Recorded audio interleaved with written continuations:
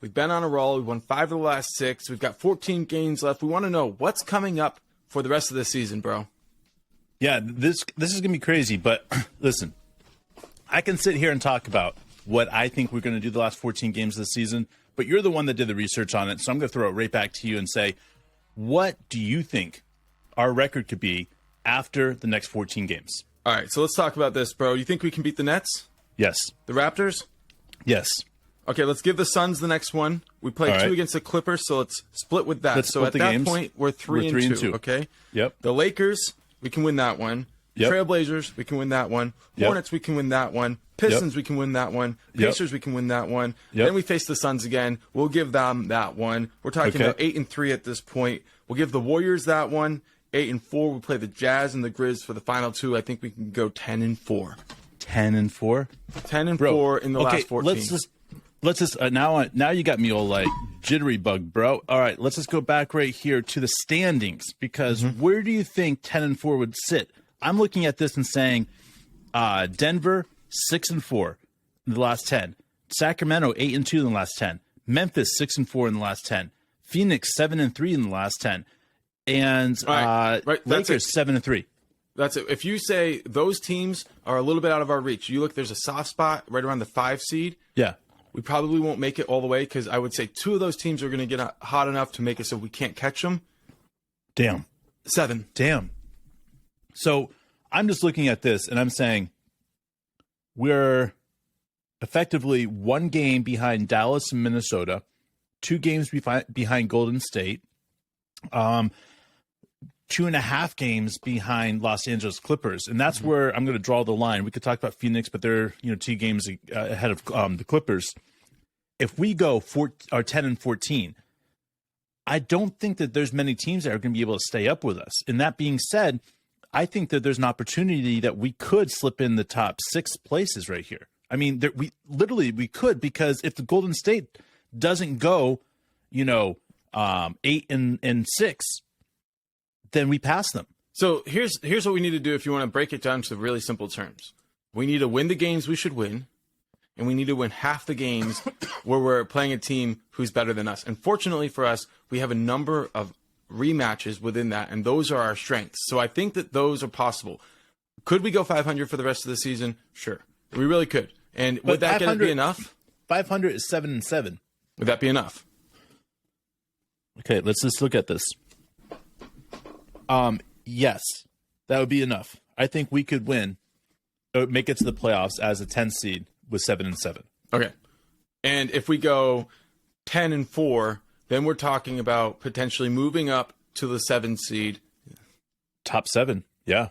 And that's all fine and well for the season, right? Okay, let's just talk about this. Why we think that this could happen. First of all, Utah, are we convinced that they want to make the playoffs? I mean, I know the players do, but yeah, you're right. Danny Ainge doesn't. What about Dallas? Dallas and Luka are injured. He could be out for a couple more games. They could rush him back, get injured again. Do they want to make? Yeah, they want to make the playoffs, bro. But I'm just saying, what happens if they don't have Luka? Can they make the playoffs without Luka? No. Okay. What about Minnesota? Minnesota wants to make the playoffs, but do they have the personnel to be able to make the playoffs right now? I don't think they have the personnel to make a surge, so they could just by default slip out of it. But really, it's going to come down to other teams passing them. Okay, so let's just draw the line there, because that's the number 7. Let's go behind us. We got the Lakers. Do you think the Lakers can pull something off and get in the top 10? No. What about the Pelicans? No. Portland? No. Now we're running out of teams. What you're saying, but this is my point, though. What you're saying, and I'm trying to give you like a huge shout out here, because what you're actually saying is legit. Like, we're talking super legit. And then when we get into the last month of the season, right? You're looking at, we're playing against a Memphis team that's going through some issues, a Phoenix team that's going to want to rest just before the playoffs, right? Dude, like, this is not only possible that we could go 10 and 4, but I'm going to go ahead and say, if you have money and you're looking at it, guys, and you're saying, don't do this, guys. All right, don't bet on this. But seriously, 10 and 4, bro. And then you look at the schedule and you're like, yeah, this is completely possible. And then you look at it and saying, where does that land us at a 10 and 4 record? It's bro, it's baller. Hell of a job, bro. But big picture, right? This season, whether or not we go, 4-10 or 10-4, it almost doesn't matter.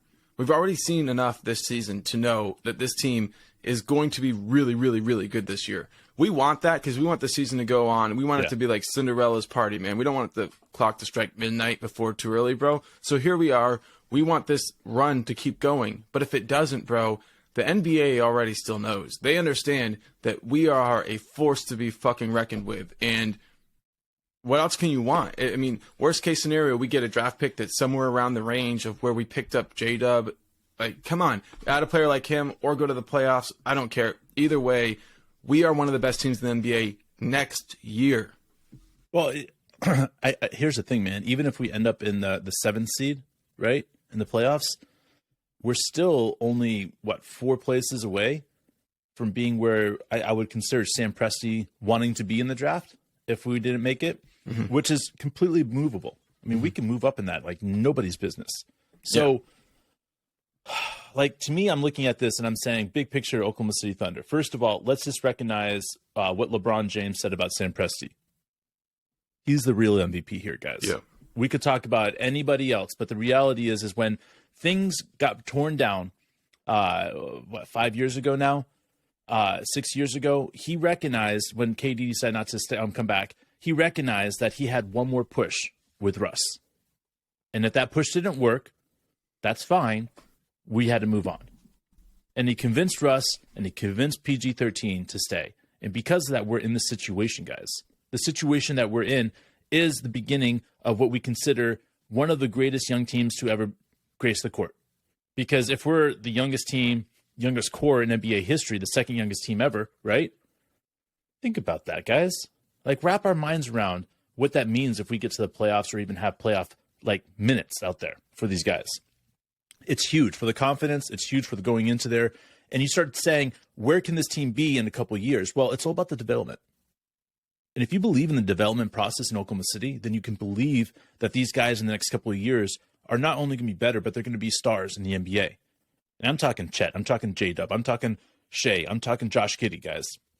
These guys are next level. There's nobody else like them in the league. Everybody is saying Oklahoma City might have the strongest 4 young guys to ever be assembled on a team. Just think about that, guys. You've got somebody like Josh Giddey who's willing to pass the ball, get rebounds. He's not a scoring first type guard. Surrounded by Shea, J-Dub, Chet. I mean, guys, this is insane. And now all of a sudden you're looking at Jang and he's coming out there balling like he is. As a 19-year-old kid in the NBA, come on, guys. Isaiah Joe, Jay Will, this team is built for longevity in the NBA. We're talking 10, 15 years down the road. There's going to be guys on this team still coming and still playing hard and still teaching the next generation of players how to play for the Oklahoma City Thunder and what it takes to do so. Because what is being set up right here is the same thing that happened in Chicago, the same thing that happened in Milwaukee, same thing that happened with the Blazers all those years ago. A championship comes and it changes everything. It changes the way your city's perceived. It's changing the way that your city's developing. It's changing, Oklahoma City has a Riverwalk because I consider the Thunder helping that out. There's so many things that the city gets better and the area gets better because they bring a championship. And that's what I keep on looking at Oklahoma City. And I'm saying, this is not just about the team, the organization. This is about city. And the fact is that everybody on the team knows that. They know they hold the city on their back with them. And that's the greatest thing about this. When Oklahoma City was founded, there's a little book I'm reading, Boomtown by Sam Anderson. That's okay.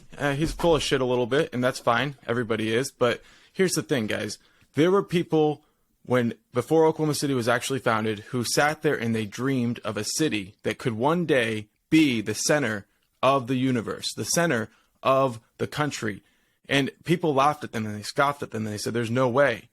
And now we're looking at it and we're saying there is a pathway for our team to be considered one of the greats, like the LA Lakers, like the Celtics, Chicago Bulls, the Bulls. Like our city can be fully realized through this team, and it can bring the level of attention to the city that people once dreamed, and people laughed at that dream. And now we're sitting here and we're saying, Sam Presti's the key. This young core is going to take us there, and we sure hope that you guys are buckled up for the ride of your life.